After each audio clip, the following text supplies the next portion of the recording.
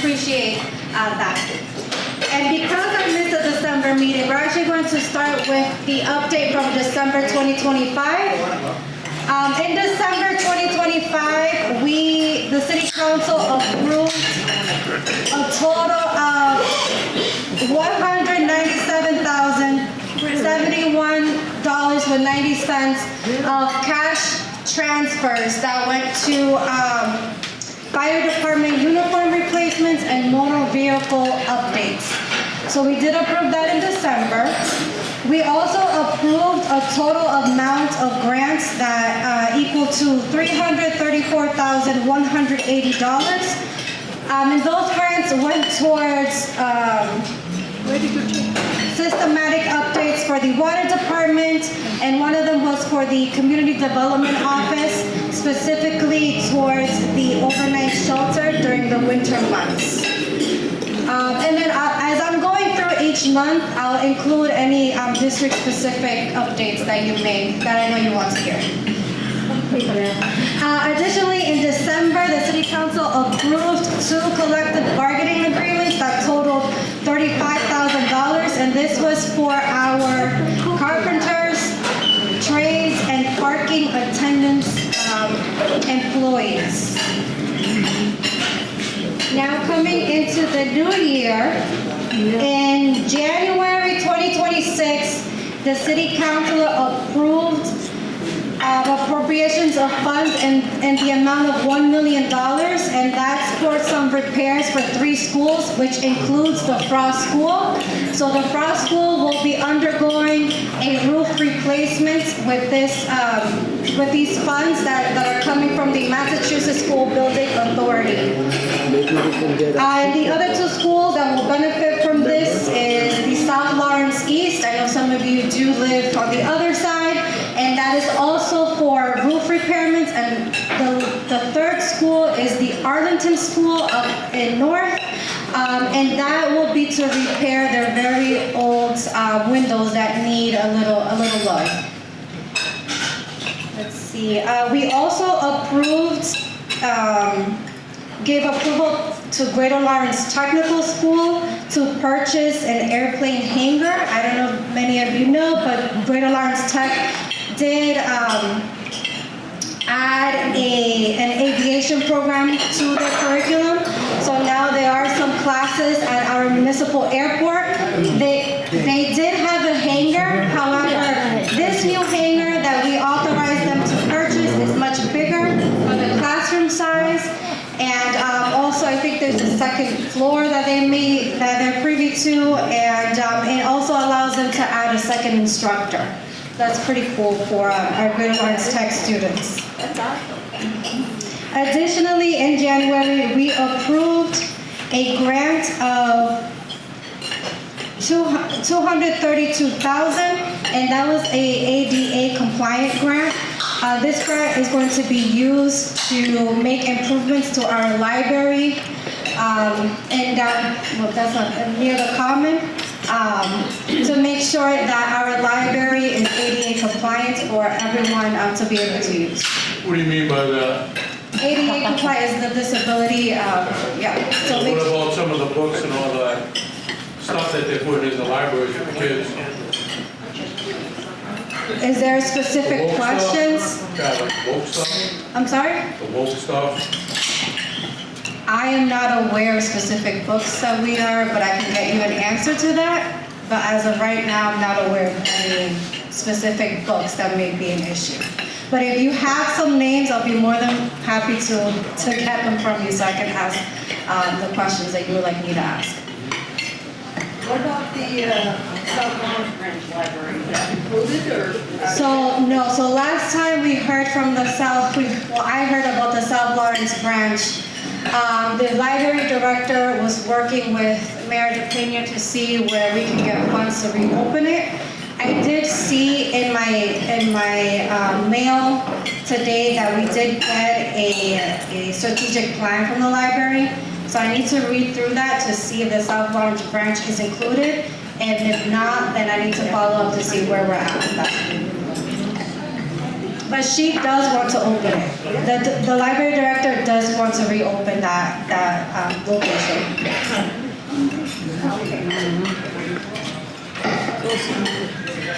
All right, so February 2026, last month, as you know, we were hit with 2 really bad snowstorms. And that was a very chaotic moment, not just for you guys, the residents, but also for us, the city councilors. We were getting emails, text messages, phone calls, social media messages, left and right. And I think I can speak for the council president as well. We did our best to communicate your concerns. And the city council also held a hearing with the DPW to address some of these concerns. And this is going to be an ongoing improvement to ensure that what we saw this year is not so that we don't normalize the services that we all experienced. Yes. Why were people getting tickets when the blue lights went on? They were parked on the other side of the streets. That was a question that we asked. And what did they say? We asked if, Are they gonna be reimbursed? Because they were parked on the opposite side of the street when the blue lights went on? That was a town ordinance that you all put out. okay, so the council president Then that's just absolutely. so the council president has an answer for you on that. So when it's his turn, he'll answer that. But we did ask about that. We asked about training. We mentioned it, and you can take it over. Yeah, that's fine, I'll wait for him, you can take a bullet. What else? In February, so we approved 4 more collective bargaining agreements that totaled $221,335, and this was for our laborers and inspectors, clerical and library employees. In this month, we also approved a total of $1,663,461. And these 2 grants were specifically one was for our police youth program that they have, and the majority was for the Glen Street rail trail project that we have our planning director here with us today that's going to tell you a little bit more about that. I don't know if you remember a while back I did say that we were looking into fixing that area, but we were still in the process of getting the funding for it to see if we were going to be approved. So we were approved, and Director McCarthy will go into further details on that since he's our planning expert. Yes.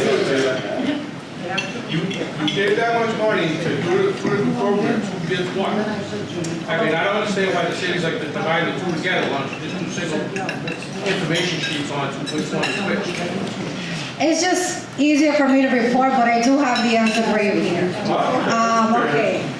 So for the fiscal year 2026 Commonwealth Project Safe Neighborhood Initiative Program with the Massachusetts State Police, we were granted a total of $13,900 that needs to get approved by the City Council for the city to use.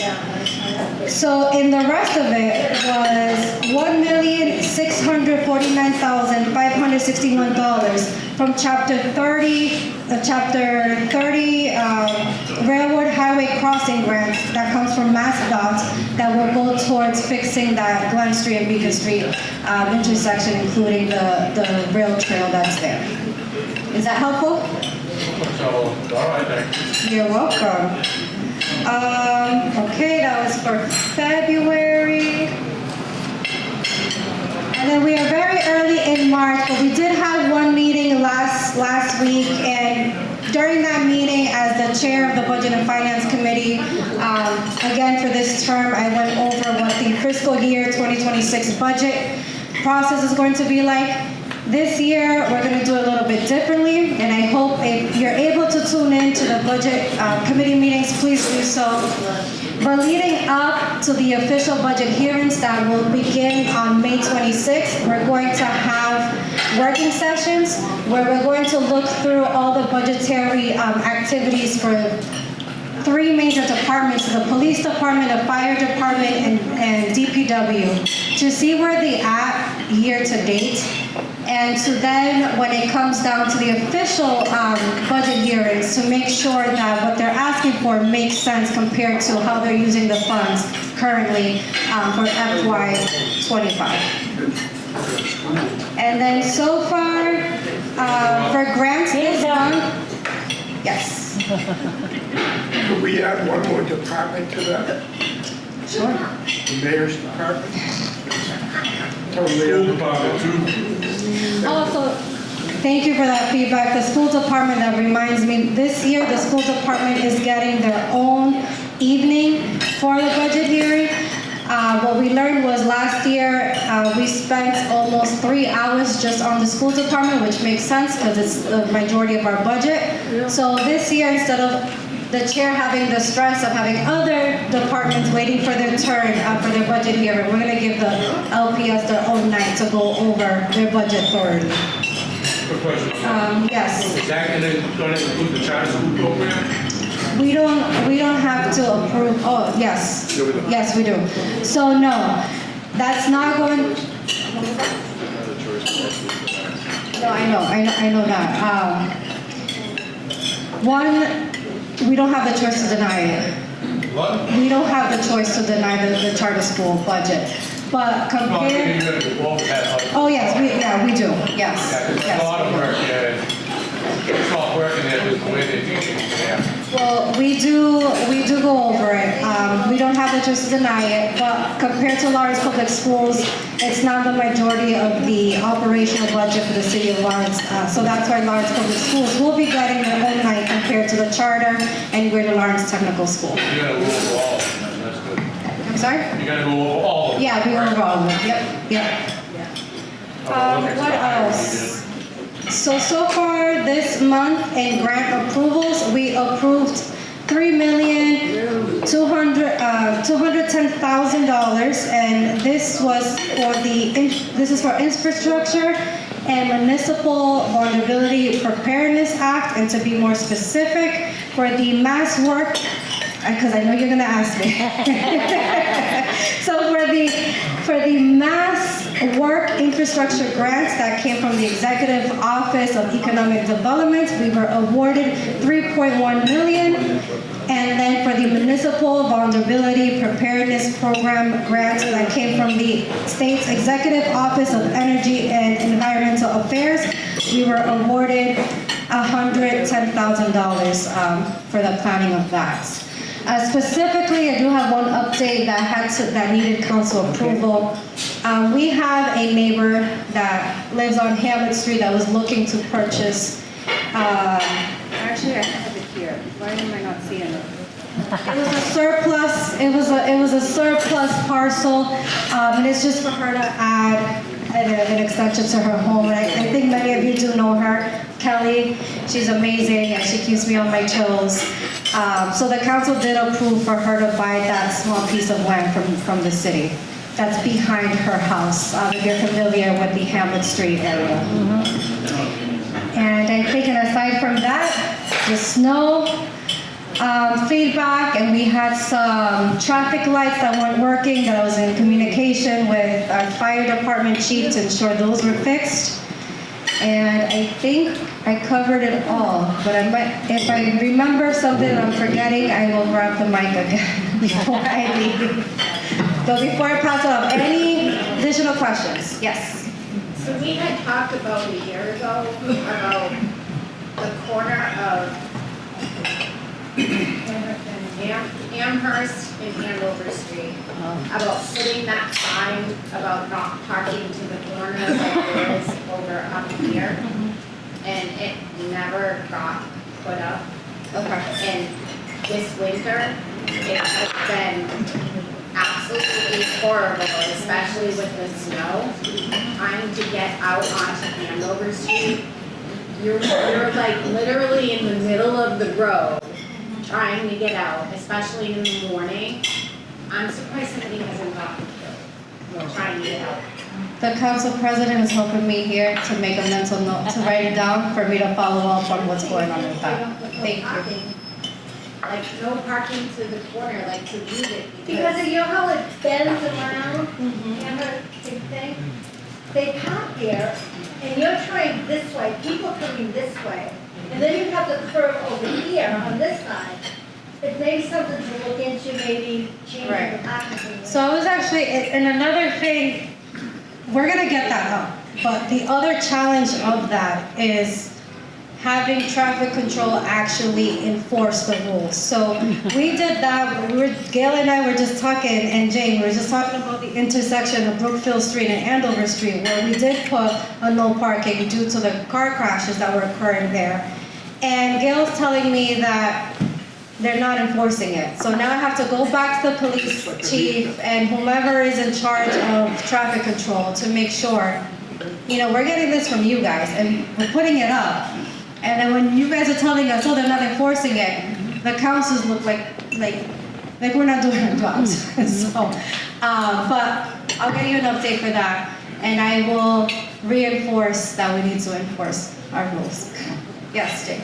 Stephanie, I was talking to a neighbor of mine at 523 Andover Street. And here, three people just follow him, got certified letters. So someone wants to open up a package store at Bob's. At Bob's? Yeah, At Bob's. a liquor store. What? At Bob's. Over here under the bridge. Down the street. Where the tax It company is, they just moved. They Yeah, moved. okay, that's good to know. No, I didn't know that. no. Thank you. One last thing that I just remembered before I hand it off to Council President Rodriguez. So the bridge on Andover Street, as we know, that foundation of the bridge over the years is getting worse and worse. I have been in communication with Senator Payano's office, and we figured out who's the owner of that. There's further discussion that is required, and obviously city departments and everything.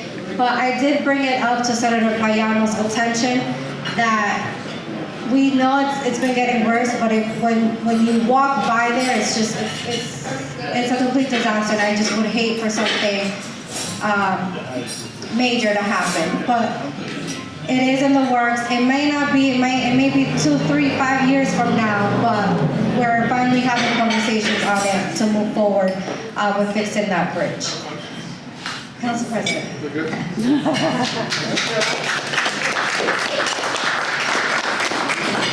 Good evening. My name is Giovanni Rodriguez. I'm the City Council President for the City of Lawrence. We have a couple of things that I wanna bring up. Stephanie gave up most of the update when it comes to approvals, when it comes to things that we have done at the council. Something that I want to touch base with you is that I'm being updating different groups, including this one about the Lawrence Redevelopment Authority, including the Urban Renewal Plan. And the City Council, the City of Lawrence, perhaps, it has been sued by the Lawrence Redevelopment Authority. And we are facing that lawsuit currently. And that's due to the fact that they want a specific parcel those parcels are owned by the City of Lawrence. And those parcels need to be transferred if any ownership is going to be changed from the city to anybody else. The process to do that is it have to go through the City Council, as well as signed by the mayor. That's common sense. That's what we have done it for years. For any type of transfers, the LRA, the Lawrence Development Authority, they keep on saying that they are absent from the process. We keep on pushing that they are not. Why? Because otherwise we're not going to have any parcels available when it comes to parking. And what parcels are we talking about? Mostly parking lots, no parcels, not vacant lots or underutilized lots. Those are. Sorry, so specifically how this affects District E, there is a parcel included in that list that was the old paper mill location, the Merrimack paper location, which is right here by the bridge on Canal. So that is something that can potentially will affect the District E. Now, whether if it's a positive or negative, that is to be determined, but that's also why this council is paying close attention to what's going on with the LRA. And yes, we've been told by the LRA, and the way that this is going, the city council, we want to make sure that the process is being followed. And those 8 parcels, so you can have an understanding also where they are located, I'm gonna push you on those locations in a second. So those parking lots that we are talking about, is one of them is the one in front of the post office, the huge parking lot that the city owns. That's one of those. They're going to build housing there. The other one is the parking lot right in front of Tripoli, around that area. They're also going to build housing there. The parcel that Councilor Infante just mentioned, which is the old paper mill bacon lot. That's a bacon lot. They're going to have a mixed use there. The parking lot that is right next to Terra Luna in downtown, that's also being transferred by to the LRA as well. They're looking for that. The parking lot that is right behind Santander, that also is being questioned. They want that parcel to build housing. And also another parcel that is located on the South Canal, that is closest to Union Street, around that area. That's been also one of the parcels that they transfer. So I wanted to give you a location so you know exactly what we're talking about. Those are the parking lots that currently is being used as a parking lot for the city, and now they want those to be transferred to the LRA. And subsequently have a lot more housing developed there. Yes. Who's the program you're trying to transfer to? Say that again? Who's it trying to be transferred to? To the Lawrence Redevelopment Authority. Who owns it? Huh? Who owns it? It's a Quasian entity that is semi-autonomous entity. It's like a housing authority under the same law, same jurisdiction. Is the city own it or is it private? It's both. I mean, the city don't own it. The city don't have no control whatsoever of what they do. The city cannot tell them what to do, but it's an entity that works for the development of the city. President, Yes. it's a fair you can speculate that what would be a process to scratch the LRA and start over? Is there a thing, you know what I mean? Can this be done? Because if the person in charge of the LRA is the boss to the mayor, or the senior advisor to the mayor, he's playing quarterback and receiver at the same time. He's throwing the property to the LRA and then he's receiving it. Yes. Currently, and what you're referring to, under the current situation, we cannot get rid of them because we've been sued, and I'm pretty sure that we're going to get sued again if we just get rid of it. But I mean, there is ways to get it done. And what you're referring to is that the LRA, the Lawrence Redevelopment Authority, currently, the executive director of that organization, which is semi-autonomous from the city, is also the senior advisor of the mayor. So it's one person running both. And then essentially that's basically one of the main conflicts we have. Yes, sir. All right, let's be honest. Is it the mayor's body that owns this pretty much, or runs this? Runs this. Oh, so it's his body that's running it? The senior advisor of that. So it's his body that's running it, he's gonna make a fortune off of it. From what it sounds like, how come this didn't go up for auction or anything like that, and anybody else being told about the cost of these parcels of land? That's a suggestion, yes. Towns, they have auctions pretty much every year. It's an open auction, everybody's told about it. It's put in the newspapers. This seems like a shuffle under the rug. Hey, let's make some money together. Yes, and if we put it in perspective as of the value of those properties, I want you to understand what are the value of all those properties. It's an estimated value anywhere between $15 million to $20 million for all those properties. So I was reading through the different proposals that the LRA received, because the LRA, the Lawrence Redevelopment Authority, they put an RFP on their own to be able to acquire different ideas as to what to do with those properties without having ownership of the properties. But they put an RFP, and one of the proposals was, I was reading through, and one of the proposals is actually proposing to buy that property, 4.5 acres for $10,000. And eventually, they also asking within the proposal, you can go online and look at it, under the LRA, Lawrence Redevelopment Authority, one of those proposals is, the same proposal is also asking for $900,000 from the city that is supposed to be used to decontaminate different properties, or in the way that they have specific names. But they're looking for that $900,000 that the city of Lawrence also have. To be able to get that property up to date, be able to build. Didn't the city council vote to create this authority? No, we haven't voted on that yet. But 10, 15 years ago, they voted on creating it. No, 2016, December 6, 2016, we took a vote to approve the urban renewal plan, which is a completely different plan than what it is being proposed today. And actually, I went over to the video that, because I was part of that vote. Only 2 councilors were part of that vote. When I actually went back to look at the video, Mr. Blackford, you were there that day. I just told you about it. What we approved was an economic development plan, not a housing proposed plan, which is conceptually different than what we have today.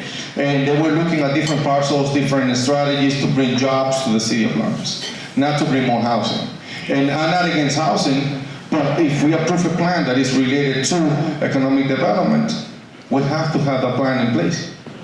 And that happened in December 6, 2016, and the video is on the city council website. But they made that development authority to make those decisions. The development authority was created a long time ago, 40, 50 years ago. Okay, so it was created before. And then the urban renewal plan was approved by the council in 2016. Okay. Yeah. So, yeah, that's what it is. And when it comes to the Lawrence Development Authority, we received a lawsuit about 3 months ago to make sure that the process is followed. They have a specific way of they define the process one way, we define the process based on the experience and based on years of property transfer that we have done. And the way that they say that those properties should be transferred to the LRA is through the mayor's signature only, not through the city council approval. We disagree completely on that. We're going to push for the process to be clarified. And if the process is, once it gets read and discussed, and make a determination through a court or a court order, if the process exclude the city council, and then we're going to have another type of conversation. And this is it when it comes to the Lawrence Redevelopment Authority and the urban renewal plan. Yes, sir. So how many pieces of property were already signed off by the payout without anybody's authority? Right now, there is 8. 8 complete parcels. Within those complete different projects.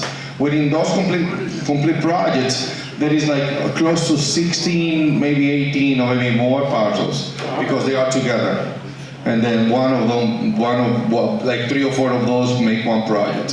So there are different parcels for multiple projects. There's total of 8 projects. Right, but you're selling 4-point-something acres for $10,000. That's what the proposal. That's not even fair market value. Yeah. You can't even sell that for that much. Yeah, that's one of the proposals. The city is not accepting that yet, or at least they haven't even talked about it. But I mean, that's one of the proposals that the person that actually proposed to buy, obviously it's not an actual sale because the process haven't been followed. I'll buy it for 11. But that was one of the proposals. I'll buy it for 11. There you go. That's right. That's essentially the background. The background information of the whole thing. And right now, because we are in a lawsuit, right now it's in the hands of a judge. And we will see what the judge decides on what the actual process is. And, yeah, so Yep. once we have more information that we can share publicly, we will share it publicly. But as of right now, it is an active lawsuit. Yep. One quick question. Yes. A real quick question. I don't have a dog in the fight in any way. Is the city, do we need housing? I mean, I don't know, are we in need of housing? I have no idea. I live What on type of my housing? It's depending on how you analyze the situation, but I mean, we definitely, the city of Lawrence it's overcrowded. It's a lot of cars, a lot of congestion, and something that haven't changed is not going to change for sure. Is the size of the city of Lawrence, which is 6.7 square mile. So, but I mean, if you ask somebody that is for housing, they're going to tell you yes. If you ask somebody that is not for housing, they're going to tell you not to. I mean, this depends. I mean, you won't have a straight answer. And to add to that, I'm probably one of those councilors that the city council president is referring to. However, but there is a but to this. So if you look at our housing market currently in the city of Lawrence, we have homes for sale. We have apartments that are empty, waiting to be rented.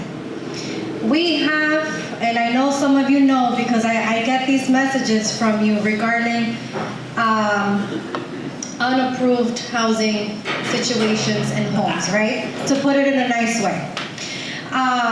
So when you take all of that into consideration and as to why those situations are occurring here, and you look at the housing market, it's because majority of our residents cannot afford to live in the city of Lawrence. Now, if we were to take those mills and put up, and I know people don't like the word affordable housing, but what I mean by affordable housing, a monthly rent that people can actually afford to pay, I bet you our housing crisis will be a whole lot different. And when the council president, at least with this councilor, when I say that I'm probably one of those councilors that he's referring to, I am, because what I understand is we have the housing, but people can't afford to pay it compared to what they earn at work.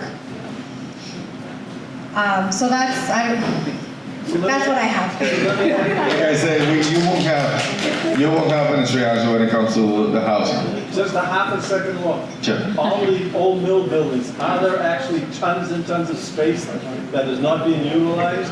That could happen, I don't know, and you go by. I don't know. A lot of the mills has been already developed into housing, but there is some still in the city. By the way, they're not owned by the city. Yes. Council President, I want to give you and Councilman Infante credit because I know you guys have been fighting this thing with the LRA. And the development in South Lawrence, I live in South Lawrence, so I do care about our public safety. As a public safety officer, as a resident who cares about you guys, we just saw what happened with the Center Bridge, and we saw how complicated South Lawrence gets. The Central Bridge. Yes. The Casey Bridge. And we saw how all South Lawrence went crazy, just to get to the north and vice versa, coming south. We had to put a fire truck on overtime in South Lawrence, just in case something happened. It's why I always advocate that we should be pushing and continue the conversation that we need another fire truck in South Lawrence, not just Ladder 4 on South Broadway and Engine 9 on Baker Street. South Lawrence has been booming for a long time, and we keep talking about the move, Mr. Top, all these apartments, the Salvatore projects, and we still have 2 fire trucks that if one of them is busy, you only have one.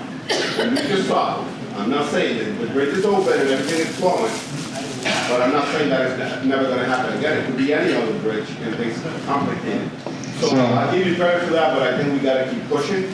That the same way people advocate for housing, we also got to think about police, fire. And I know you guys do, so that's why I want to give you credit, because I hear you on the council meeting. So thank you. So by the way, when it comes to the Central Bridge, when that happened, I was the interim mayor. The mayor was on vacation, so I was the one that faced a lot of the discussion when it comes to that bridge. I've been working for the Department of Transportation as a civil engineer for the last 18 years, so I was very comfortable having that conversation with different people. because that's my field. That's what I go to work every day. So they were, when it comes to that specific issue that we have, I feel like at that moment the city of Lawrence was homeless. Because one of the 3 houses we have, which is the bridges, were down. The solution that we have to be able to reopen the bridge was 7 massive columns that we built in 3 days out of timbers and out of steel. And 7 of those were positioned in a way that the bridge, in case something happened, it have some protection. So some of the conversations that we were having is shutting down the bridge for 90 days. Of course, that was not an option for me as an interim mayor. And of course, I was not gonna go that direction. The Department of Transportation, Mass DOT, came over, and thanks to our state legislators, including Senator Payano, he helped me a lot during that crisis. A lot of people didn't realize the intent of the emergency that was, but it was definitely something to consider and something to make sure that, you know, when it comes to the city of Lawrence, we need to prioritize the city of Lawrence and the residents of the city. And that was something that, you know, it was very, very difficult to deal with. So I have a question for you guys. Excise taxes. Do you guys know when they are due? Huh? March 19th. You're close, the 20th, March 20th. So make sure that you are aware of that, and because during the first or the second week of April, they're going to be sending a $30 demand. So make sure you don't, yes, if you don't pay it on time. Question on it. Sure.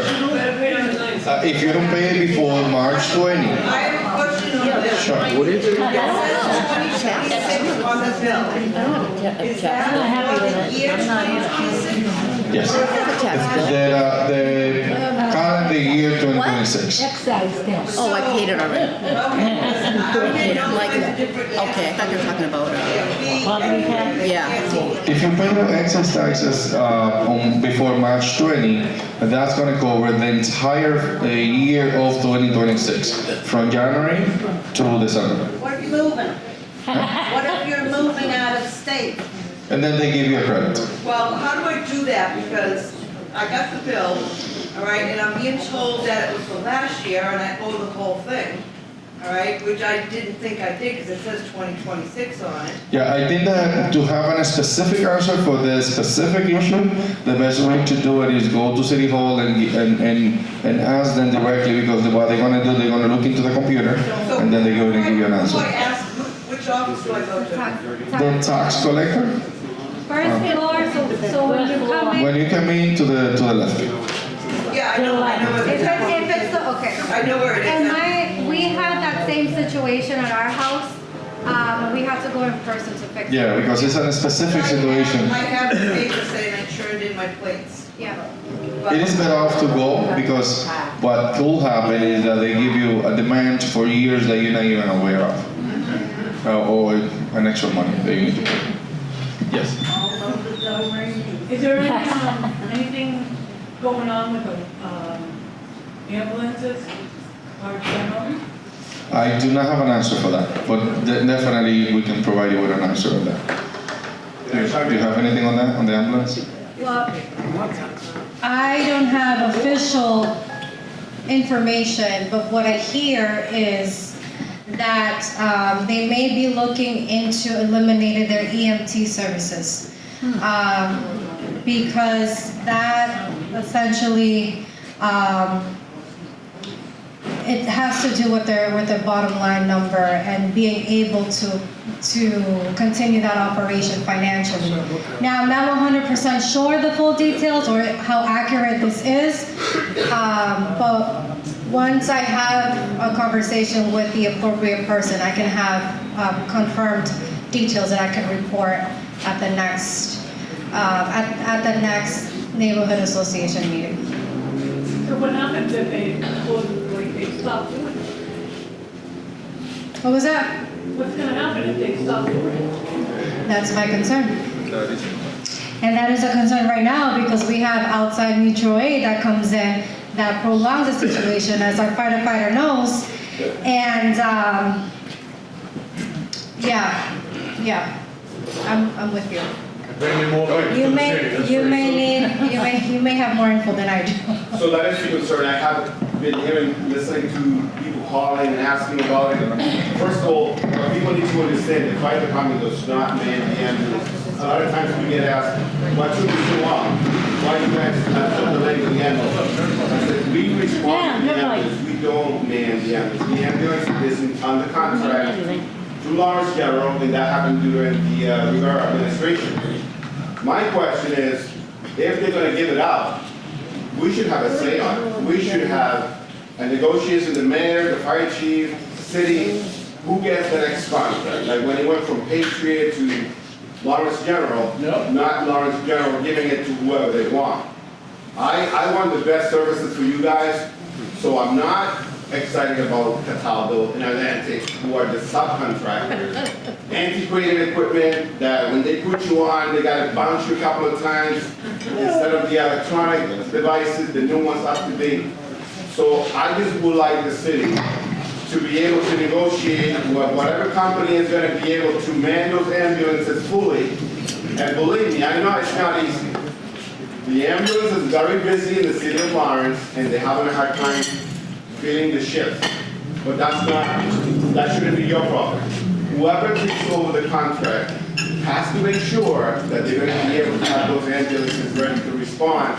And you shouldn't have to wait for Salem, New Hampshire mutual aid to come to your aid when you live in Mount Vernon.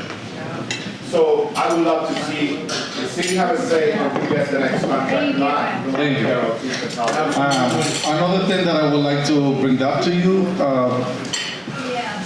the first quarter of the taxes are due. And the program that we have for the seniors in the city of Lawrence is about to start. So if you qualify for that, for any of those programs, which is not much, but I mean, we have increased it over the years, please get in touch with the tax collector's office, Alex Vega as well, the assessor's office, and as well as the senior center, which they're going to provide you with the right guidance when it comes to those specific programs that reduce your tax bill for a specific amount due to the program that you finish and the amount of hours that you put on. So those are things. When it comes to the tickets for the snow removal, the city have give I believe over 4,000 tickets for the snow removal, and at a new rate of $100 each. Before it used to be $25 each. Something that I can tell you, independently of how much the city is going to be gaining, or is going to be getting, or what they're going to do with the money, the only thing that I can tell you is that the behavior issue that we have in the city of Lawrence, when it comes to parking on the wrong side of the street for the snow removal, have shifted. And now people are looking forward to park on the proper side. That's going to take quite some time, independently of whether or not they give it, the ticket that they give you is fair or unfair or is not right. But I can tell you something. I live in the north, and I live on another road in Trustman. People used to park there like all over the place. The snow removal was a chaos. But now, I'm not saying that it haven't changed. God bless you. I'm not saying that that haven't changed, but what I can tell you is that behavior of people trying to park on the proper place, on the proper side of the road during the snow removal, independently of whether or not the ticket is justifiable or not, that have changed. And to me, as a councillor, I'm not looking forward to get money from people when it comes to tickets. I'm looking forward to change people's behavior when it comes to a specific ordinance that have a specific fee. And that's how I see, that's how I take a vote when it comes to any type of fines that the city implement to people that doesn't follow the some rules. Yes, sir. All right. Now, the blue light wasn't on and people got tickets. They can definitely ask those tickets to be removed if those blue lights were not on. Usually, How do they prove it? Because some ticket guy that doesn't. that's what this is Says what here's the ticket. yeah, that's what I'm gonna say. Before any ticket related to snow removal is being given, the city needs to be on an emergency basis. So it have to be a declaration of emergency before any of those tickets or that specific code for the snow removal be given to anybody. So that emergency declaration is public. And if you are outside of that emergency declaration, and then you're definitely entitled to bring that up and say, look, the city was not declared an emergency during that time, you shouldn't be giving me that ticket. That's what I'm saying, but they still ran around and gave out tickets to people when the blue lights weren't even on. If Then when the blue, I don't know why the city doesn't keep the blue lights on for an extra couple of days, so the city can actually come in and plow the side of the street, instead of having it 3 feet out in the middle of the street. yes, On each side. essentially the city give tickets like a day before the snowstorm and a day, 2 days, 3 days after. And it's depending on the situation, depending on the storm. There's the blue light on. And in addition to that, to address your concern as to why we don't leave them on a couple days, so that was a practice that we used to do. I believe it was under the Rivera administration. We have 3 items currently that's going to be reviewed by the 3 ordinances pertaining to blue lights and emergency awareness, communication, all of that. Emergency awareness, everybody knows about the blue light, but if you go and put something up saying, well, the city knew about it, not everybody in the city's gonna know about it. They all know about the blue lights. Right. That's what they're here for. Right. But you made a comment about why don't we leave them on for a few days so people can see it and that the city can communicate and etc. So the city can come in and clean up a little bit better after the snow. Or clean up, I used to do which- snow removal. Right. I used to remember how they used to clean up the city before this person's in here from here. It doesn't look like stuff's getting done with my tax money the way it should be. You know, I mean, it's a flaw. I get it. It really is. Yes. It makes people want to leave because nothing's getting taken care of. You want to have all these new housing projects coming in. The city's jammed up as it is. Where's the parking going to be for those cars? There's no parking for half the people as it is. There's nobody's got off-street parking in their properties. Right. The houses are jammed together. There are 8 families living, or 5 families living in. There's 3 cars, 4 cars per unit. Where do they put them? You know, and that doesn't even make sense. But let's put more housing in. Why don't you put in like neighborhood parking areas so if there is a storm, people in the neighborhood have a place to park.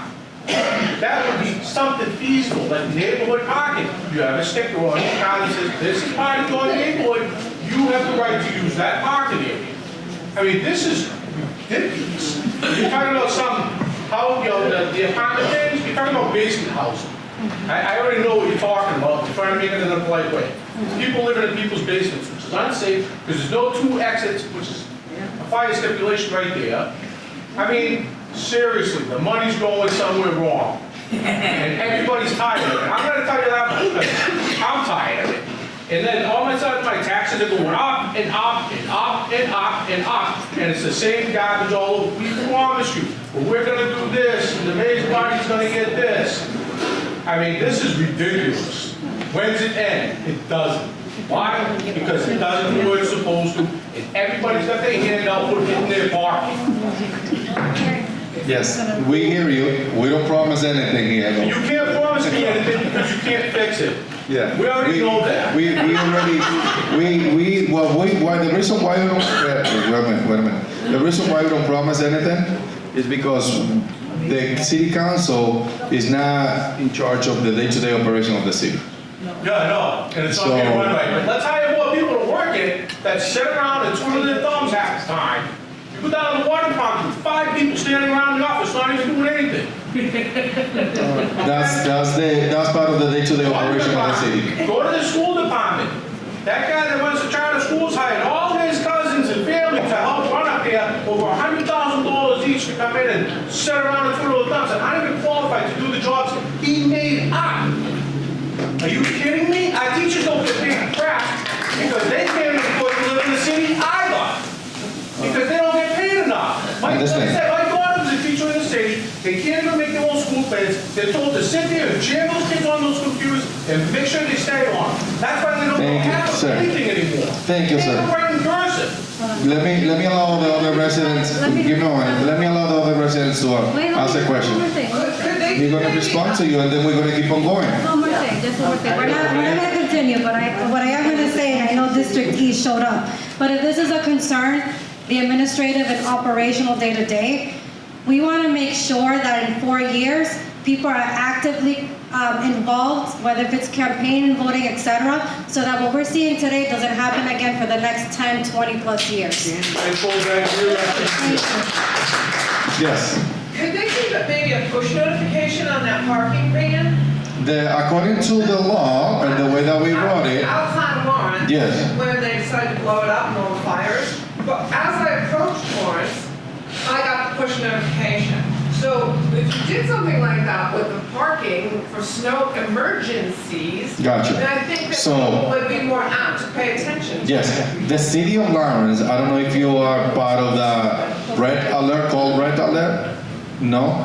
I encourage you to sign up for it because we do have push notification in the city of Lawrence. They have my number and I've never gotten one. Probably, I don't know what happened, but I mean, what we have done in the city is that we make sure that we have that push notification on the phone. And according to the law, and the way that we, the council, wrote the law is that they are supposed to have the blue lights, the push notification, an ad on the newspaper, as well as physical paper on cars. That's what we put on the ordinance. The ordinance is the law. The enforcement of the ordinance is the day-to-day operation of the city. Now the council responsibilities. Even though we keep on pushing for those law and ordinance to be enforced. Yes. I'm on the upper part of the building, so it's very wide. Like the fire department comes racing through there. But with this last storms, they moved the cars, but there was nowhere to put them. And then they moved them back, there was nowhere to put them. And just to be fair to the DPW as well, because they put a lot of work on that on the snow removal, and we need to recognize the effort that they did. Constant, as the storms were coming, just constantly on the roads. But they come at 3 o'clock in the morning, wake everyone up, and knock over your local stop signs and decorations on your lawn, and so I don't understand. It should be. The snow and ice removal is an extremely complicated operation that take a lot of different departments to be able to accomplish a good result. But I mean, something that I can tell you is that the workers and the contractors from the DPW, knowing the intensity of the storm that we got 2-3 storms ago, it was something that we didn't see for years. So We'll see it again, so. hopefully we don't see it again. Apartment buildings, can you get somebody to stop parking on the road? Because we have to go across the double line to get around them, to go down Mount Middle Street. They're parking right on the road. I'll look into that. I know the opposite side of Beacon Street of that. We do have an ordinance for no parking. But that's something we could do with traffic study. I can go out with the city engineer because I know exactly what you're talking about because I do it too.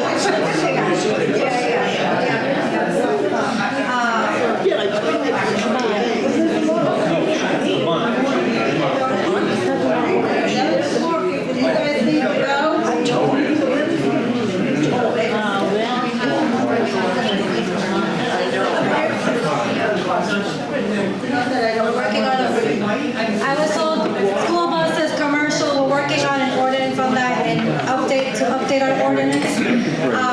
What we can do as a council, we're doing it in our capacity, I promise you, and I think a lot of you know when you reach out to me and I answer and I show you the proof of my communication. But there's only so much that we can do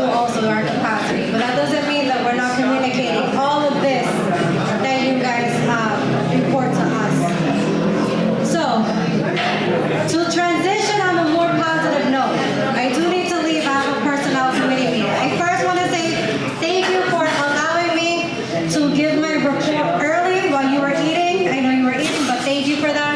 And secondly, I want to go back to the Glen Street, Beacon Street intersection project.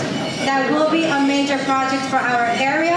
And like I mentioned, we have our planning director, Dan McCarthy, here to talk about this amazing project that's been in the works since former Councilor Dave Abdu was in office. And we're finally seeing it come to life. So I'm really excited about this.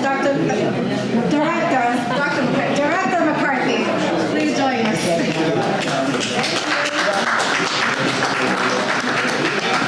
Thank you, Councilor. Thank you, Council President Rodriguez. Thank you to Brenda Laza for inviting me to be here tonight. Again, as Stephanie mentioned, David Abdu had been working on this project years ago. I actually started working on this project before David was even city councilor. It's been almost 18 years since we started talking about making these repairs. Can everybody hear me?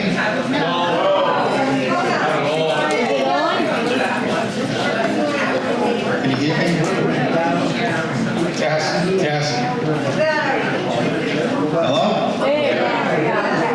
All right, so as I mentioned, I've actually been studying the project and working on the project for about 18 years. When I started looking at this, we actually had 3 businesses in the industrial park which used train service as part of their business. And it's been a rapidly disappearing type of transportation mode nationwide. All the economists recommend that for a city to stay viable, they have to have the opportunity, at least, to provide businesses with access to commercial freight rail. So that's what this program's all involved. The money we're talking about is two forms of grants. One of them is a state grant called the IRAP program. We're actually on phase 3 of that program. We just received $408,000 approximately. That's going to go into to construct a rail spur inside the industrial park that will service several of the parcels in there. Right now, there's only one of them using it commercially. In 2021, we were able to get a grant for the first one, and we improved the rail line from the rail yard all the way to Glen Street. That was the Broadway crossing, and that project cost about $500,000. And again, when I say it cost us, we didn't have to pay for the cost. It was paid for by a grant from the Massachusetts Department of Transportation. In the last 2 years, we got another planning grant for about $200,000 to create new plans for this project.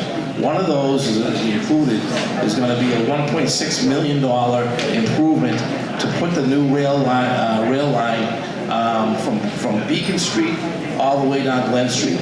Now there's a folder here for a PowerPoint presentation that's passed around. There's 3 copies, so everybody can get a copy of that, take a look at it, and see what it is that we have done.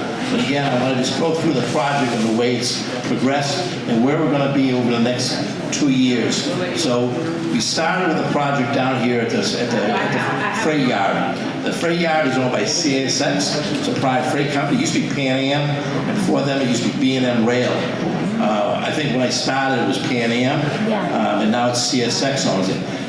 We were dealing with them between the deliveries between the rail yard and the industrial park. Over 6 years, we had 12 derailments. Now, when you hear that somebody says derailment, everybody thinks the big, a crash of a train rolling over and falling out. These are not that, because the trains are only going 5 to 10 miles an hour. So when they do derail, they come off the track and go into the road, and they stay there standing up. But it's very costly to come down and fix it. It clogs up the traffic, burn the roads. Several of these happen in Glen Street. If you look into the past, into the submissions going around, we have some pictures of the condition of Glen Street right now. one of the number one reasons why the federal government was willing to give us this much money was because Glen Street and Beacon Street was ranked as one of the most dangerous intersections in the country. They have a national ranking of intersections. Broadway Route 28 was one of the highest. Now this one is on the list. Now a lot of people question why that would be on the list. It's usually based on the amount of traffic. Beacon Street's not that busy. The reason why is because the train drives right down the middle of Glen Street. If you look and see the tracks are in the middle of the road. And that is inside the industrial park. There's trucks coming out of there, there's cars coming out of there. That's why it was so highly ranked, and why part of the reason we were able to make this application to get the money. So of that funding, They're looking at just replacing everything that's up there already, same exact blueprint? no, it's going to be I'm trying to look improved. at this, and I couldn't really get it. It's going to be improved. So one of the things they're doing is the track that was the industrial rail that was there was part of the old Lowell system, and it was a smaller gauge rail. So that means the rails themselves were thinner, and they're more susceptible to derailments. The other problem was, as you approach Glen Street, where the rail line would take a right-hand turn into the industrial park, it was a 30-degree turn. For the federal government, yes, it's very sharp. To them, that's essentially an illegal turn. They would not build a rail. They would not build a rail in that condition now. What we were able to do through our engineers was create so we take that back, move the rail further off the road. So now the rail is going to be completely off of Glen Street. We're going to walk. So if I'm going down through Glen Street into the industrial, you want to put it the left Yes. one? So you know where on the left side of Glen Street where the old fire station is? Yeah. We're going to widen out the side of that road. Right now, Glen Street is It's a mess. it ranges from 35 to 40 feet of width. That's an extremely wide street, I mean, because it was built privately as an industrial park, and that's why it's extremely wide. We did that because the train was actually there. Well, the average street is about 22 feet wide. We're going to be building Glen Street 24 feet wide, and the extra room is going to be on the side, which is going to be all that land is going to be dedicated to the trains. So the train's going to drive off of the road on a side corridor that's going to be 14 feet wide. Are you buying into that piece of property that's right on the corner of Glen and Beacon? It is going to cross Beacon, and it's going to go onto the side of the property, yes, and then So come is back. that property on the corner right on the street pretty much, like their fence line, their fence post? Right on Glen Street. It's going to be completely on public area. It's going to be city land. Pulling it, well, you're pulling dirt or whatever, and it makes the street go. We're increasing the width. We're decreasing the width of the street by 14 feet. By putting the train on that portion. So it'll still be in the public way. We're not taking anybody's land. We don't need construction easements. There'll still be access paths for all the houses that are there. You're still going to be able to access your property. The fire station will be accessible. Again, the improvement's going to be made over 2 phases. So the first one is called Section 130. That's going to be the bigger of the two, and that's going to be the federal money that's going to be going into that. That, I believe, the cost on that is... Right, the curve.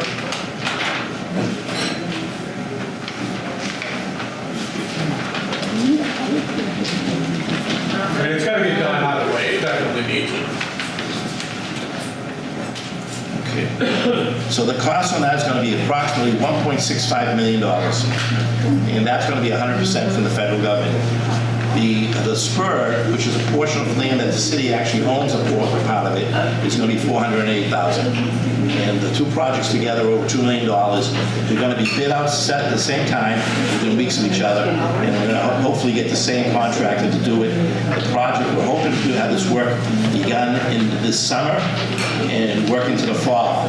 Because it's a train project, you're dealing with a specific limited amount of engineering companies and contracting companies that can do this work. So a lot of these are beholden to CSX and the other major rail lines, and they have a schedule. So it'll be, that's one of the difficulties of getting this project. We need to have this money spent by next year, 2007. And so that's why we're going to be working right through the summer to get this done.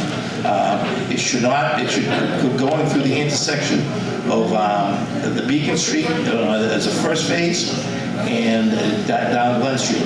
Glen Street will probably be closed for a good portion of time. Beacon Street should not be closed to traffic at all, except for a limited amount of time. How's that gonna affect the truck that comes in? Yeah, for So Whitmore. we're leaving it wide enough. We've had the engineers who are doing this are all transportation engineers, so they made sure that the turn radiuses were wide enough. If you go down to the intersection of Glen and Beacon Street, it's an enormously wide area. Right now, we have a crosswalk which is 110 feet in the street, crossing over.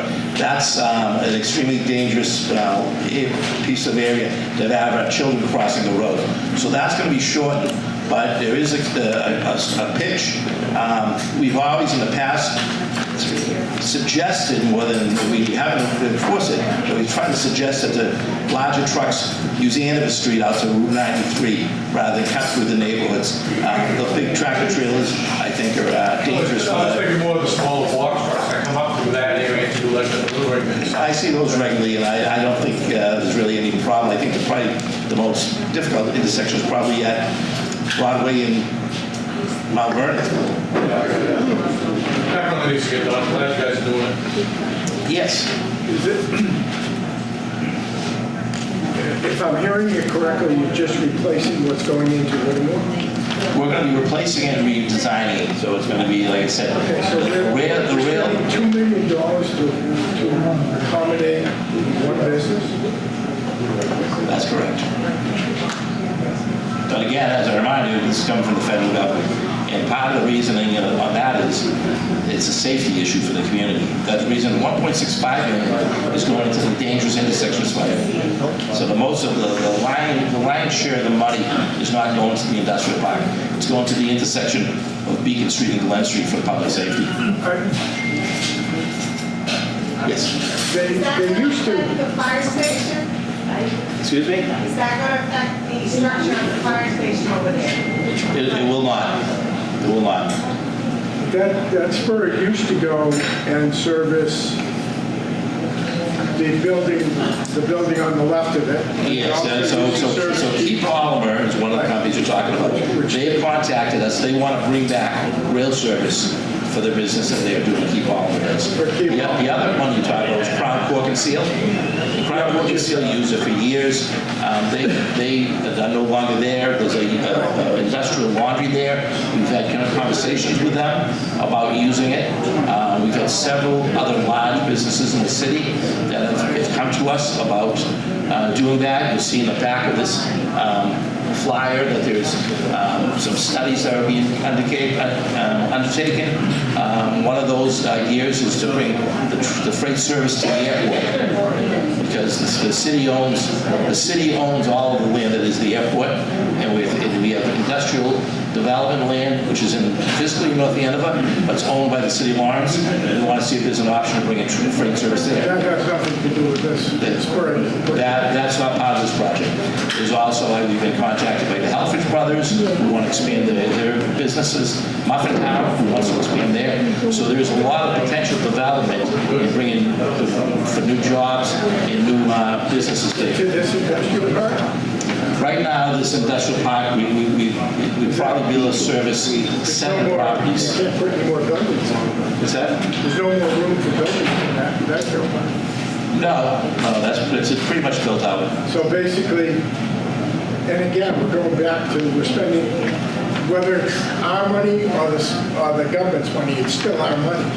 We're spending $2 million to take care of one business. I'm having a hard time. That's not the way we look at it. The way we look at it is that we give up on freight rail in the city, we're going to lose out on economic development tool It's not for the being used future. now except for one company. It's one company that uses it a lot, and so that, and again, we want to expand that.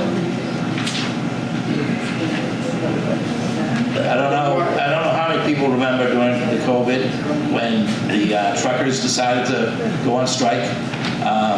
Those businesses were essentially put out of business during that period. So having an alternative, a lot of communities have given up on their rail. And and it's hurt them financially.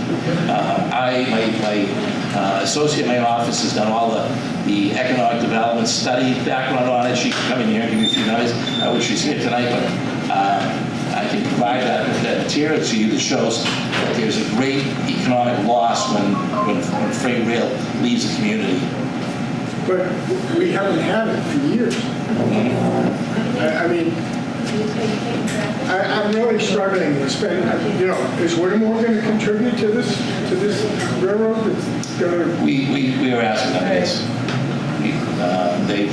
They've paid more than $100,000 over the last 4 years for repairing the rail right now. So they're the ones who made the rail. The freight rail attitude on it is if they can't get the freight rails across the track, they'll just stop making deliveries. So they would, without having a constructive rail, we'd be just giving up on it. And the city does not want to do that. It would be a non-investment in the city. But they're not sending their materials out by rail, they're putting in material by rail. That's correct, yes. They're not shipping anything by rail. They are not, but we're hoping some others would. So Keith Palmer is one of the ones that would like to use it for both ways. Bring it in business. Trying to bring in more business. Trying to get more business, and the businesses that are there, we're hoping that they'll increase the shifts and hire more people. So that's part of the promise, that they're going to increase their staff by 20 to 30 people if they get the constant deliveries in. That'd be good. Yes. It's so happy. I was talking to someone today. The Muffin Place buying a coffee shop down here. They're buying Top Donut. Oh, I'm unaware of that. I heard about, someone told me they're gonna make a strip mall at the corner of Parker and then the end of the street. You know what? Top Donut.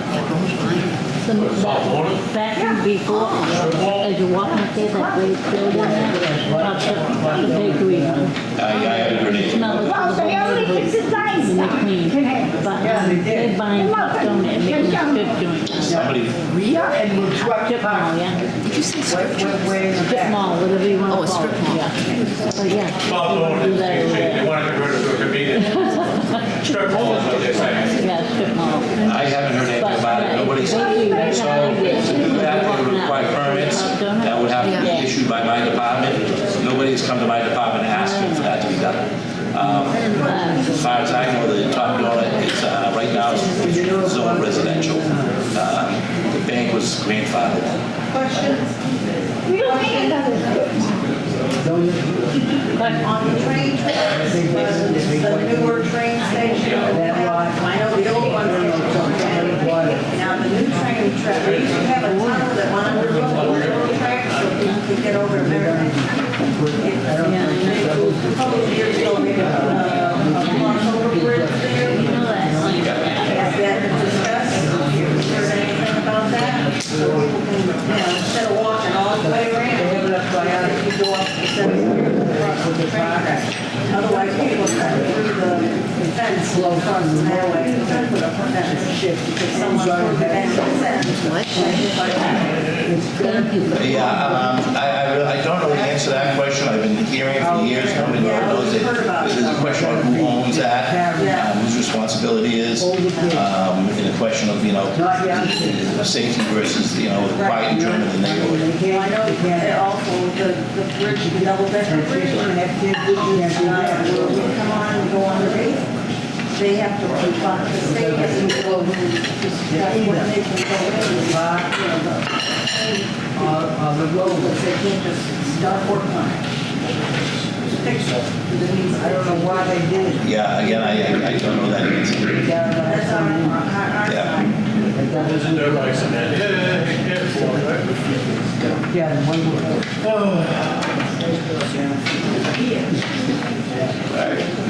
All right, well, I'll leave the flyers here. They can pass around. Everybody, I think here knows who I am. If you want to reach me, Brendan's got my phone number. I'm glad to take any questions or speak with anybody about it, all the questions that you may have. Thank you very much. Thank you.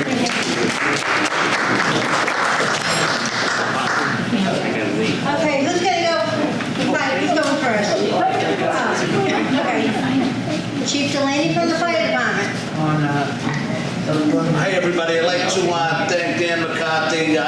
Fire department works close with Dan McCarthy. He does an excellent job. I could either do Irish Eyes or Smiling or Danny Boy if you're singing. Chief Delaney, I gotta have a short thing. Our clocks went ahead, spring ahead for our clock, so we always remind everybody that's the time that you should change out the batteries in your smoke detectors and your carbon monoxide alarms. By code, most of the things should be now 10-year sealed battery because that code went into effect, I believe, 2015. So now it's been 10 years, so everybody should have the 10-year sealed battery. They are expensive, and when we talk about smoke alarms, it's important that you have them. So we don't really, if you sell your home, you're gonna have to have those, but any detectors, are good at this point. So if you have battery-operated detectors, make sure that you change your batteries. Smoke detectors is one thing we always like to inform everybody about, because when you go to sleep, your sense of smell goes to sleep. We all know all our senses. Our sense of hearing doesn't go to sleep, but our sense of smell. So smoke puts you into a deeper sleep. That's why it's so important that we have smoke detectors.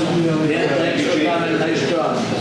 Okay, so fire department calls this year, we had 1,615 so far.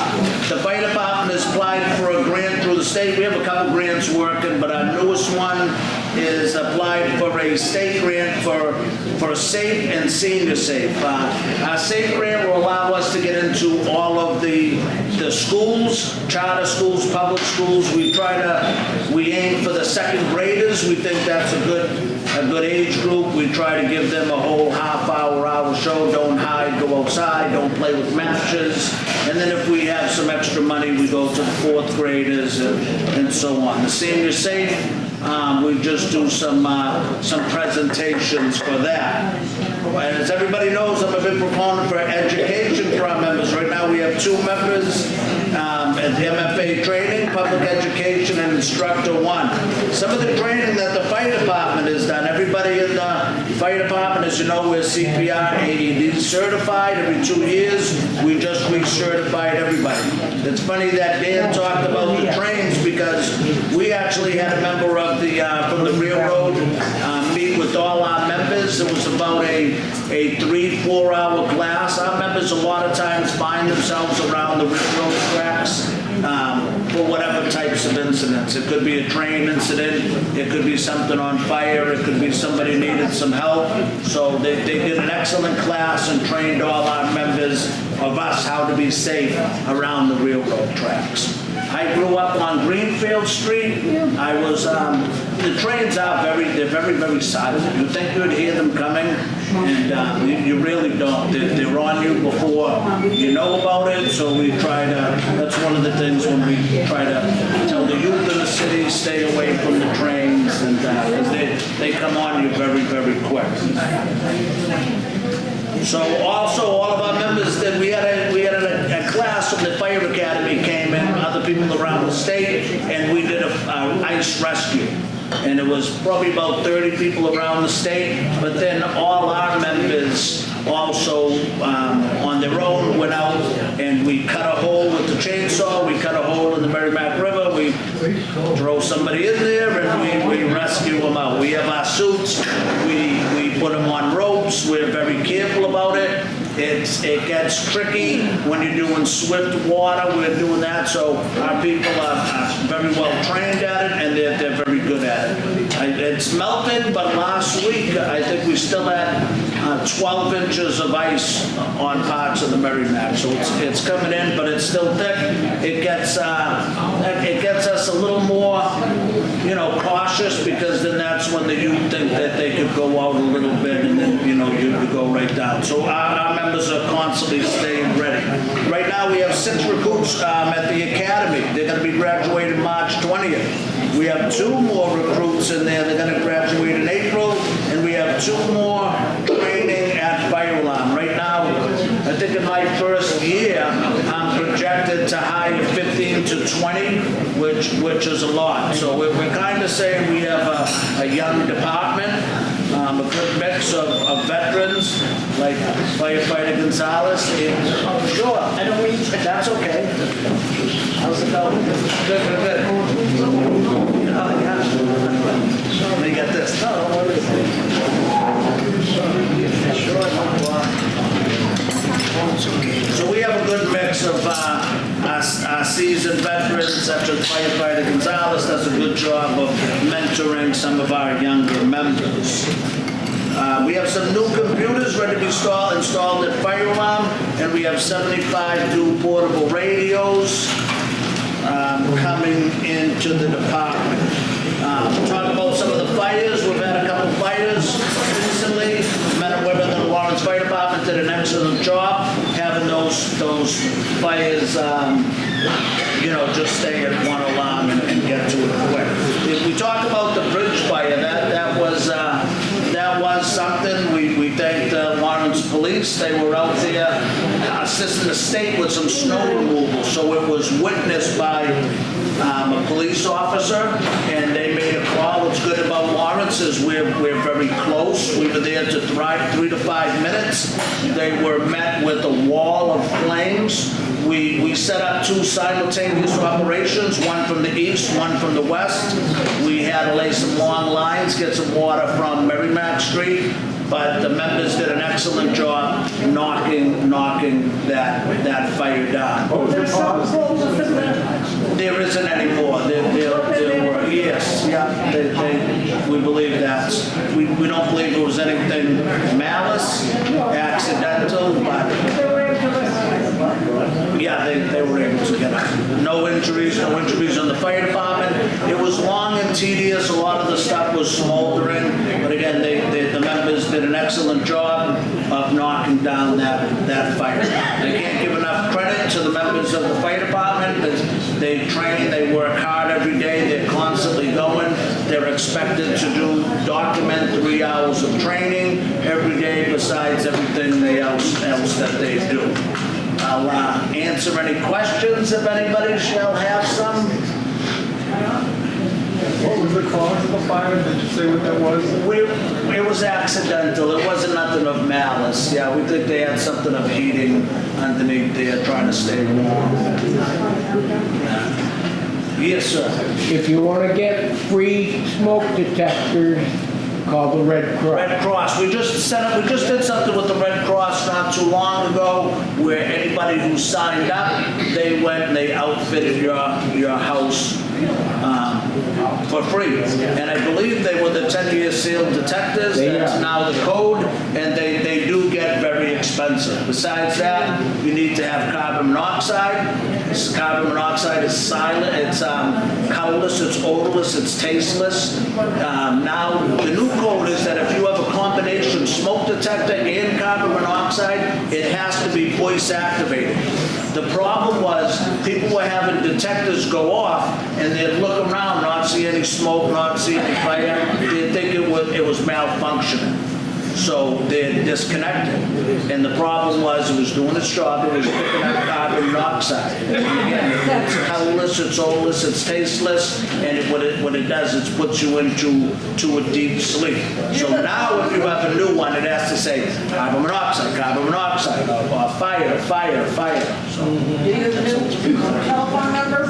1-800 Red Cross.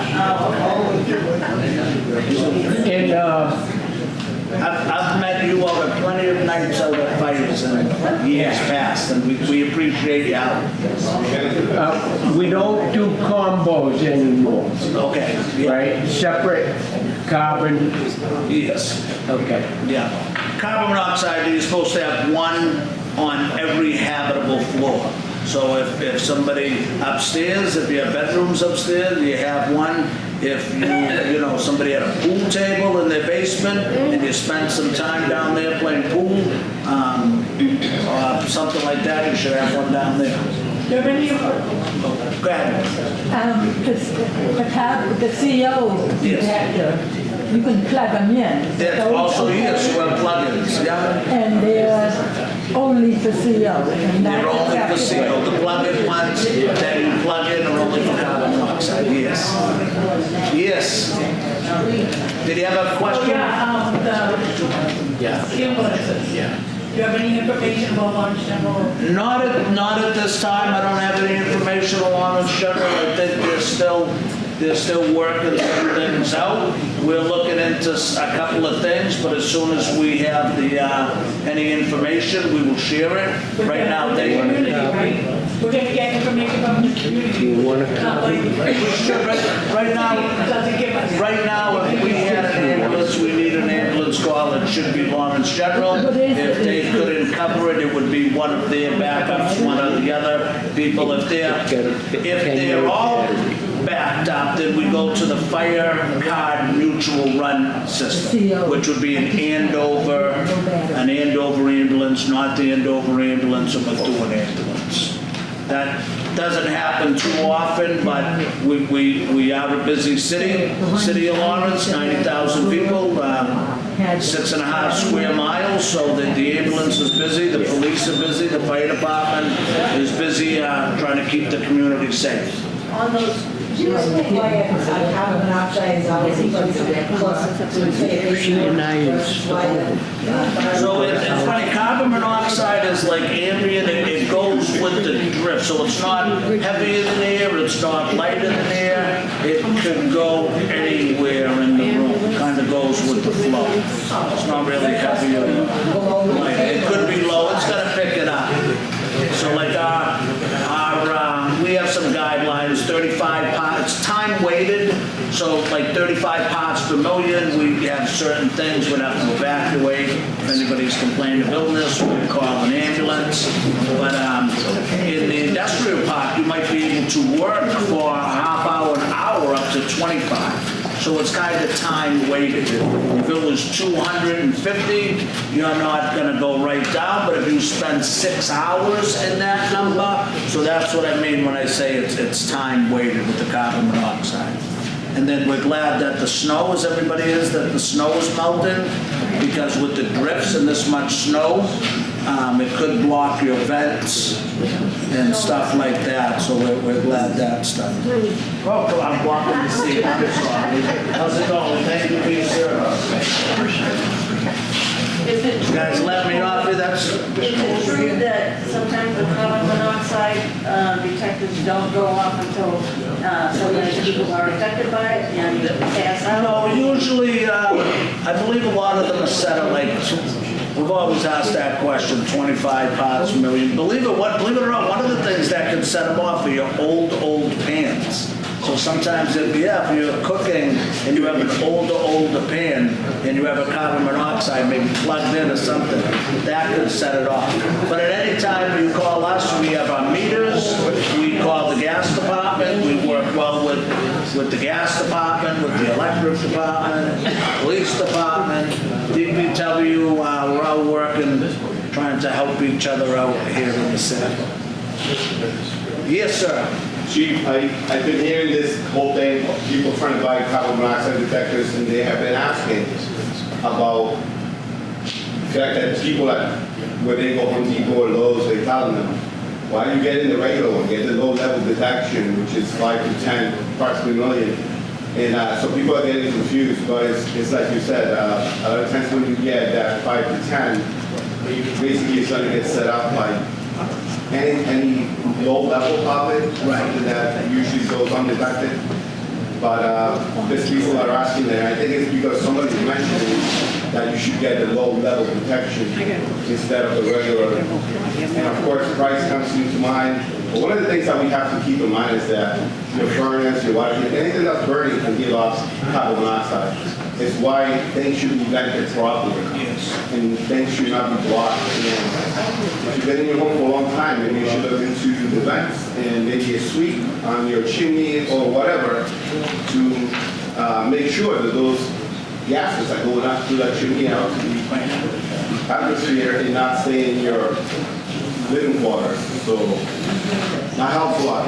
But make sure those detectors are working. And if you're a hard sleeper, get a bed shaker or a light blinker because they get creative. If you're hard of hearing, if you cannot hear, there's one that will shake you. That's for rich. So there's so many different ones out there to watch you. I need one of those for my daughter. She does not like, she's a junior in high school, the two boys are off at college, and I say, how are you gonna go to college? When you hear like the phone rings or alarm, I'm getting up from my room, going in, like shutting her alarm off. But she needs a bed shaker, so if we can get one of those, it'd be appreciated. Okay, thank you, have a good night. Happy Anybody, anything else? That's all? Okay, so next I'm gonna introduce Patrolman Sandoval. She is everywhere. When we were at the bridge, she had the command post there the whole time. She helps the city out. She helps the fire department out. She does an excellent job, and here she is.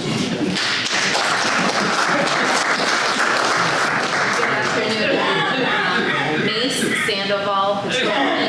I am the Public Relations Officer for the Lawrence Police Department. The chief sends his regards. His intention was to be here. However, he was flying in from Florida. His flight got delayed, so he sent the nice weather on his behalf. And me, of course. Yeah, sure. All right, we wanted to share some highlights as it pertains to our 2025 annual report, which reflects really the hard work of the men and women of the Lawrence Police Department, our dedication and our commitment to public safety to the citizens of Lawrence, residents and business alike. Despite our, challenges that we face every day, we have pretty outstanding numbers that we would like to share. Now, as far as the calls for service for 2025, we answered 54,458 calls, which turns out to be 149 calls per day. Now, we have 3 shifts. We run 6 to 8 officers per shift. So that can equate from 6 to 8 calls per officer per shift, assuming that, let's say, 4 generate a report. Our officers a lot of times are spending more than 8 hours at work because they might have to spend extra time completing their reports. So that, is incorporated into the high volume and the demand that my department specifically faces. The crime reduction numbers, Part 1 crimes, these include homicides, robberies, aggravated assaults. Now, the lowest in recent years were down by 8%. We reported 596 total incidences. As it pertains to homicide, historic low. We just had 2, which again, we would like for it to be 0, but historic low, we just had 2 in the year of 2025. And that reflects a 71% decrease. And I'd like to also highlight that both of those were cleared, arrests were made. A robbery is down 33%, which reflects an 84% decline since 2016. And aggravated assault is down by 14% with an 86% clearance. Again, I might be a little biased, but our guys, bar none, compared to any surrounding city or town, we're lights out. We're boots to the ground. We have a lot of resources, of course. The city cameras assist a lot, but our officers going door to door, working with the community, working with businesses is a huge asset. Let's see. Clearance rate, for our department, it exceeds the national average. For violent crimes, we clear 77% versus the national average, which is 41%. I don't know what you guys think, but I think those are pretty impressive numbers. Pretty impressive numbers.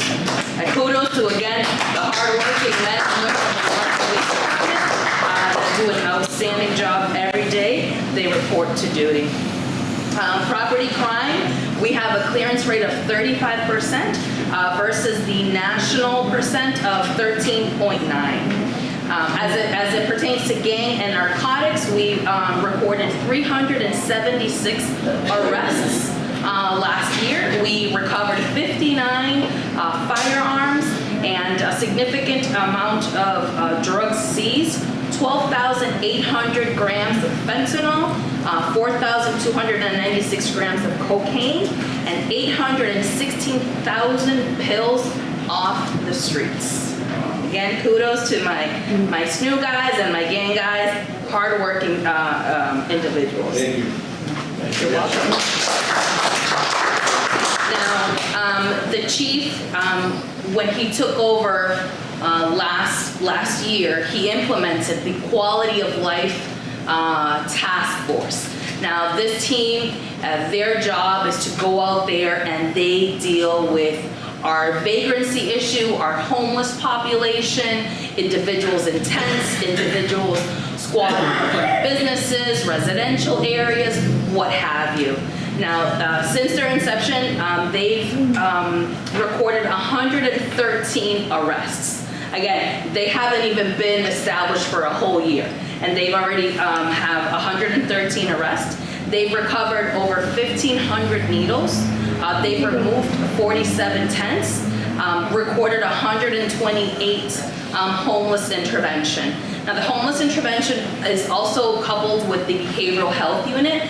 We have 2 officers that are assigned to the behavioral health unit, and their boots on the ground. Their job is more offering services. Obviously, enforcement is part of their duties, but that's not necessarily how we go in. We try to connect with these individuals. We offer resources. We connect them with other city agencies that help with any of the resources that they may need at that moment. As far as recruitment, we recruited 13 officers, graduated last year and completed the FTO program. I don't know if you guys remember when I was here last, I stated that our most recent class of 7 was finishing up their FTO program in January. They are fully out on the streets on all 3 shifts. They are thriving, they're doing very well, young, motivated, they ask a lot of questions.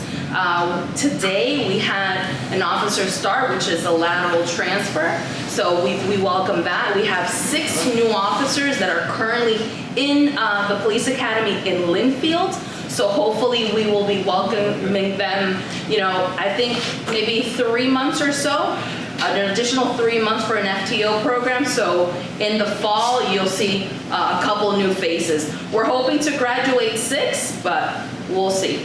Quick question on Yes, sending people to the police academy.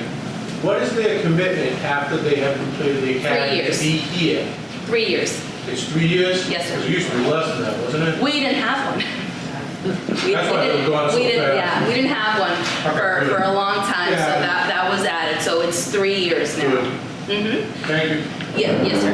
Now, I don't know if you guys have noticed, if you've driven down Lowell Street, but there's a big blue building that was erected. And we are beyond excited. That building is going to be our pride and joy. We more than deserve, again, I might be biased, but we more than deserve that structure. We're going to have, in simple terms, we won't have to share a desk with evidence and lunch at the same time. And that alone is huge. We're gonna have a gym, we're gonna have a locker room for the females, for the males, we're gonna have break rooms, microwave, refrigerators, all these little things. Another place you can hide. Well, I wish that were true. We're too busy for that, even if you wanted Watch the to. numbers after that break room comes around. No, thank you. You guys well deserve, that should have happened years and years and years ago. I know. Yes, sir. Any pool tables? No pool tables. There's a donut baker, you have a projected opening date, and has the chief said, what's happening with the old station, is that going to So- the department or? We're hoping at at the end of April. Don't have a specific date. And if we do, I wouldn't want to share it because things change, right? I could tell you, oh, they said April 15th, and they're like, well, you know, things are kind of backed up. So we, right now, it's slated for the end of April, but that could change. We're hoping it doesn't because we're really ready and excited to be in there. But April 15th, at the end of April. Yes, ma'am. Are we gonna be notified as a community? Yes, Are you sure? Because we weren't invited to the Irish flag reason. That's a city event. Oh, no, Lee. I have no. Yeah, I don't know how the city, and I can't speak for the chief, but I do work in his office.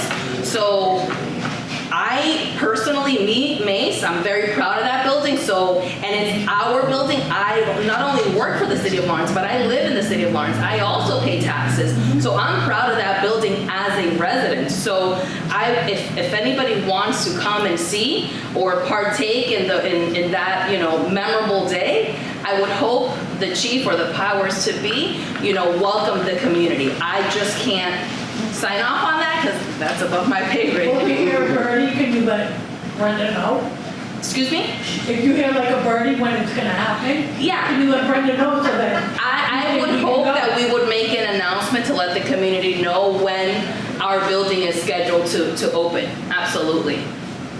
Yes, sir. On television, at every channel, it doesn't matter which one you're listening to, you're listening about across the country, there's all this strife and all that other stuff. So when you look at the local stations, you never hear anything about Lawrence being bad. So I want you to tell us what good things, you know, what you're doing that's making it happen, because we don't hear about any riots and what's the word I'm looking for? Happening there. Protest, there it is. We don't hear about that because I don't, and what's good, I mean, I'm like. No, I agree with you. It's fantastic. What do you do? How is it? So maybe our community doesn't subscribe to the things that maybe encourage protest or the things that our people are protesting on, because we as you just said, you can drive down our streets and you don't see, you know, a gathering of any sorts. And if you do, more likely than not, it's people from different communities that come and host their protests, right? I don't know if you've ever seen, there's one that's been, on occasion, been held at the corner of Union and Canal. And those are individuals, to my knowledge, that are not from Lawrence. So I don't think that our community per se subscribes to the things that cause the protest. So kudos to the community and thank God, because that's not something that, you know, we're having to respond to, at least as of yet. I mean, it's nice to turn on the television and nothing comes up. Yep, absolutely. I will have to agree. Somebody's doing something right, you know, whether it's a few people that are here, fired, you, whatever. Somebody's doing something right, and it's always. Again, thank you. It's a collaborative effort. We really try. Like the chief said, both of our departments are extremely busy. Our officers try to do the best that they can when they go out and respond calls and provide a service and engage the community. My guys always say, oh, Mace, you're the face of the department. And I say to them, like, yes, maybe that might be true, but I tell them, when you respond to a call and you deal with a particular resident, you in that moment are the face of the Lawrence Police Department, because they are seeing you. So that might be the very first interaction that person has with the police, and if you can guide that in a positive way, so long you're being safe, then take the opportunity to do that. But again, you know, it all depends. Now, again, I've only been, you know, highlighting how well we've done, and we do a lot of that, but I do want to highlight not so great numbers, because that also happens, and we want to be transparent, and accountability is important. So we'll continue to remain vigilant as these numbers grow. As it pertains to rape, it's up by 14%, which is 32 more cases in the year of 2025. And that is also with a 16% clearance rate. Commercial burglaries are up by 73%. That's a pretty high number. So again, I love highlighting all the great that we do and our good numbers, but it's equally important to highlight the not so great numbers. Let's see, motor vehicle theft went up by 39%. Now, 66% of these motor vehicles have been taken with the keys in it. I go to several places and I continue to give out the information. Now the weather is getting a little better. People are not so inclined like, oh, I gotta start my car while I'm, go back inside, get ready, do whatever I'm doing. But you can't leave your vehicle unattended because it's warming up, right? You're putting yourself in a position of vulnerability to become a victim. Furthermore, you face a citation, $105 for leaving your vehicle running unlocked with the key in it. And your insurance can refuse any remedy because, again, you've now put yourself in that position. So food for thought there. Let's see. Now, some of the priorities that the chief has taken into account, he's expanded or implemented, actually, a wellness program. So as a group, officers go to a boxing gym and we do groundwork. We incorporate defensive tactics with each other. So we role play, we do scenarios, and we continue to train on that. We do group runs, so you might see officers out and about in the community running a couple miles together, cadences and things of that nature. It creates that camaraderie along with, staying fit because our job demands that. We do have a peer support group and a chaplain service that we're trying to implement as well. Mental health, top priority.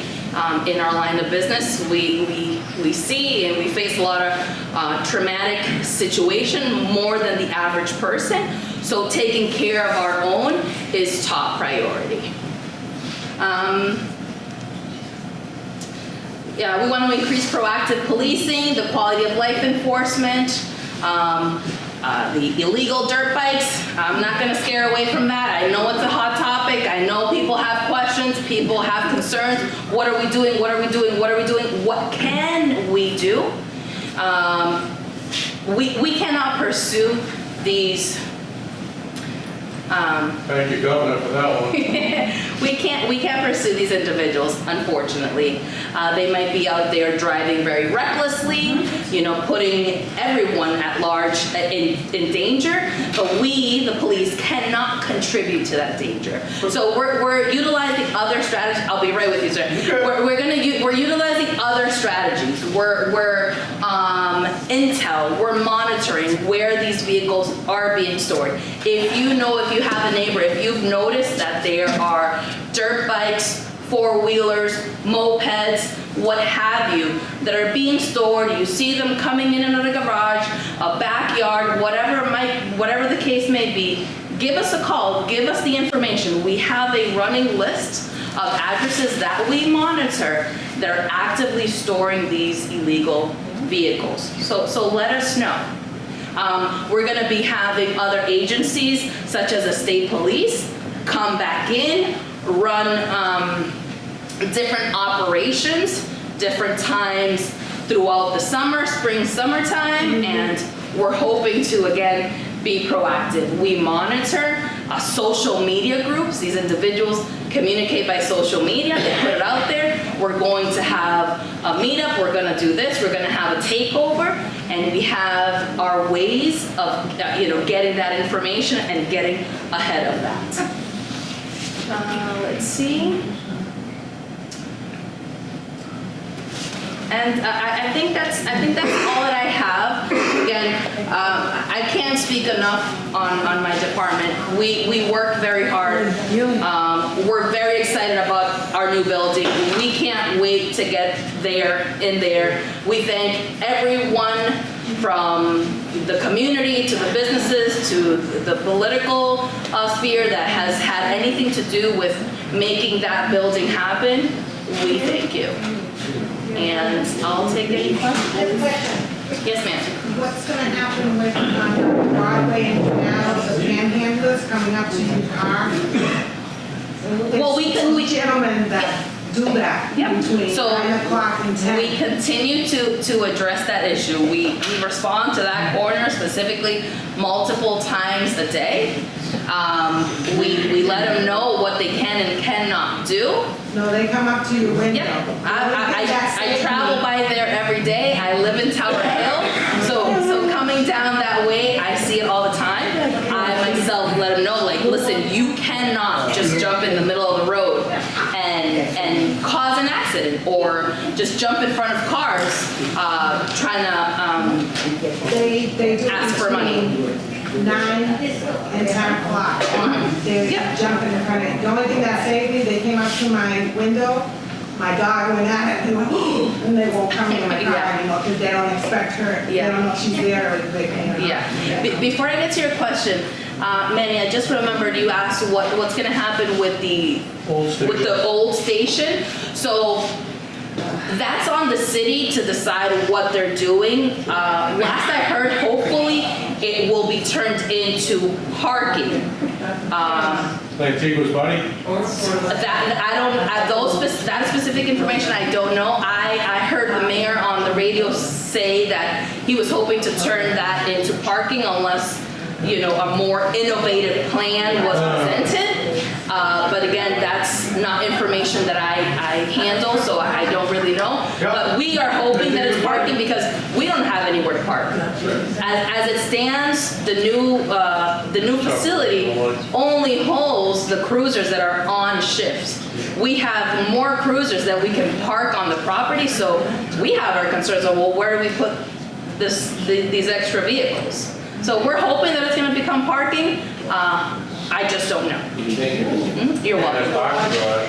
Say that again? Nice parking garage. It would be a great parking garage. Maybe a dual purpose, not only police, maybe police a couple floors, public another floor or two. I don't know. I mean, I'm no engineer, so I don't know what the land could provide.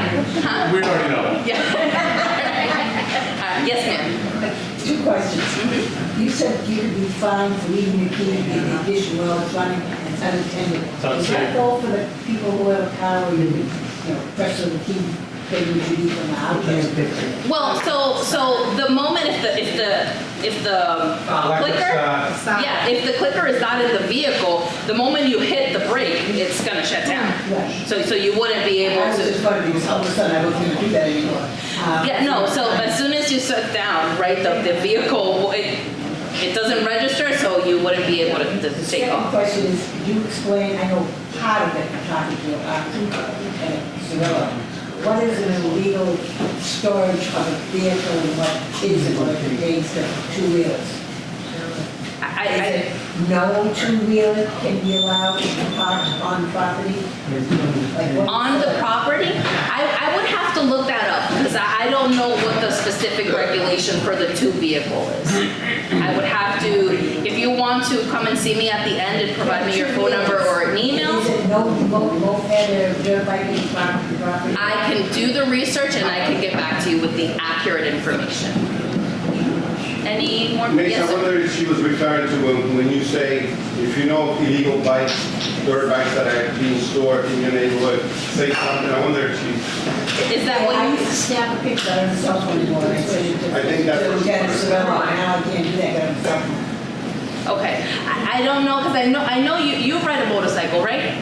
Yes, I ride. Yeah. So again, I just automatically went to that, so I don't know if that's what you were referring to. The dirt bikes. The dirt bikes, yeah. So again, if you see these vehicles that that are, driving recklessly, even on your own street, I mean, if you live there, you're observing, you hear it, let us know, and we'll go from there. Yes, ma'am? We did that, and we were told there's nothing they can do if they have a bike rack in their house, if they take it up north for the weekend. Well, that's a different story, right? Because if they're, well, hold on a minute. Driving If up they- and down the street till the police get here. If they are using the vehicle for its purpose, recreation up on a trail, then we can't do anything on, but if they're doing it on the roadway here in Lawrence, that's a different story. But they're storing it here, but it's okay because they take it up north on the weekend. Yeah, so that might be a one-off. We would need more information. We would collect our own intel, we would do our own surveillance to be able to build our case. I'll get you some. What do you need? Videos. Oh, I have them. Yeah, so if there's no any further questions, thank you very much.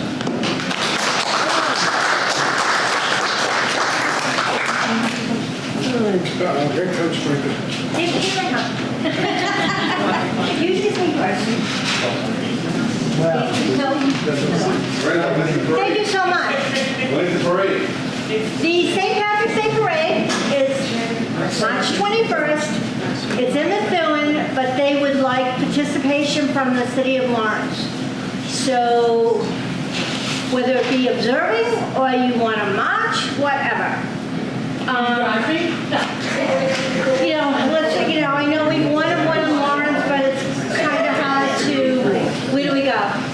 But anyway, so I do have a couple of announcements. First of all, I want you all to keep Pat Mariano in your prayers because she's back in the hospital, so please keep her in your prayers.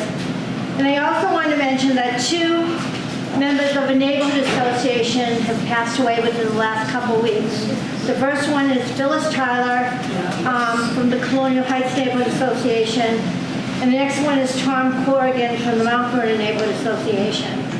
So we lost 2 great members of our neighborhood association. And our next meeting will be June 8th, and I think that's it. And, oh, wait a minute, Elsa? Buddy breakfast? Thank you. Right there. This Saturday is the Elknap Easter Bunny Breakfast. It's at the center from 8 to 11. It's free, but there will be raffles. And we hope to see you all there. Keith Wadicka from Daily Dose and Tower Hill Neighborhood Association, Tower Hill Variety, if you know him from there, is going to be doing the cooking. So it should be a good event. We hope to see you all there. Thank you. Thank you.